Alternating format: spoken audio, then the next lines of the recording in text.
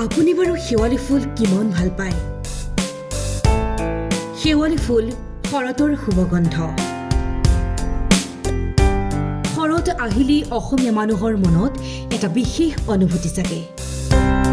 শেৱালি ফুলেৰে উপচি পৰে চোতাল, পথাৰ, মন্দিৰ। আজি আমি লৈ আহিছোঁ শেৱালি ফুলৰ সৌন্দৰ্য আৰু ইয়াৰ সংযোগ অসমৰ সংস্কৃতিৰ সৈতে। অক্টোবৰ মাহ, আকাশ নীলা, মেঘৰ তোলা তোলা খেলা, আৰু এই সময়তে ভৰিব আৰম্ভ কৰি শেৱালিৰ সুবাসে। ৰাতিপুৱাই মাটিত পৰি থকা সেউজীয়া পাতৰ মাজত সুৰঞ্জিত বগা ফুলবোৰ যেন শৰতৰ শুভ সংবাদ বহন কৰে। শেৱালি ফুল কেৱল গোন্ধ আৰু ৰূপৰ বাবে নহয়, ইয়াৰ সৈতে জড়িত আছে ধৰ্মীয় আৰু সামাজিক অনুভূতি। লক্ষ্মী পূজা, দুৰ্গা পূজাৰ লগতে এই ফুলৰ ব্যৱহাৰ আৱেগৰ সৈতে জড়িত। পূজাৰ বেলি শেৱালি ফুলৰ অভাৱ অসম্ভৱ। স্থানীয় লোকৰ মতে শেৱালি ফুল জীৱনৰ শুভ্ৰতাৰ প্ৰতীক। অনেক ঘৰত পুৱাই ফুল উঠাই দেৱালয়ত নিবেদন কৰা হয়।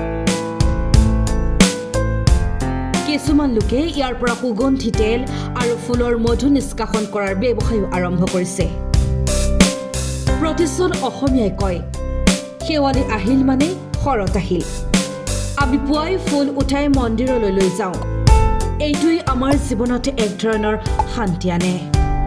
ইতিহাসবিদৰ মতে নৈসিজা বুলি জনাজাত এই ফুলৰ উল্লেখ বহু পুৰণি ধৰ্মগ্ৰন্থতো পোৱা যায়। ই অসমৰ পৰম্পৰাগত পৰ্বপৰ্বণীৰ এক অবিচ্ছেদ্য অংগ। শেৱালি ফুলৰ মাধুৰ্য কেৱল বতাহে নহয়, মানুহৰ মনলৈও বিয়পি পৰে। তাই এনে এজন নীৰৱ দূত যি প্ৰতিটো বছৰ শৰতৰ আগমন সূচায়। সুবাসী ভৰিপূৰ্ণ এই ফুলে সকলোৰে মন মোহি নিয়ে। প্ৰকৃতিৰ সৈতে মানৱ জীৱনৰ মিঠা বন্ধন। শেৱালি ফুল শৰতৰ এক অমূল্য উপহাৰ। News report, UA news.